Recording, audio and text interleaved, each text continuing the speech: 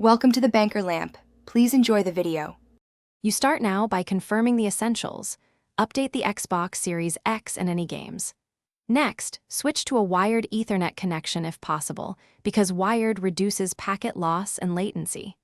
Once done, close background apps and perform a full reboot of the console and router, which clears network and memory states. Make sure to note your NAT type. Open is ideal, so games can connect cleanly. This gets you into the first actionable state for testing performance immediately. You now focus on the network. Run the built-in Xbox network test to measure Mbps and latency. You want stable bandwidth and ping under 50 ms for many titles.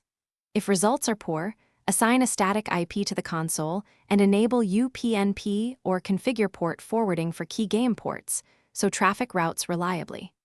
Also, change router co-S to prioritize your console.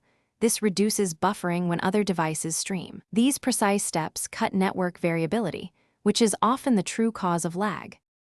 You finish by optimizing the console and games. Enable game mode on the TV if available, and choose 120Hz only when your display and HDMI 2. One cable support it, because mismatched settings cause stutter. Reduce in-game graphics options to stabilize frame rates, clear persistent storage, and reinstall games that still misbehave. If lag continues, try a different network or hotspot to isolate ISP issues. Inspect or swap the Ethernet cable, and contact your ISP. One key troubleshooting tip will usually reveal where latency originates. Thanks for watching. If this was helpful, leave a like and consider subscribing. See you next time.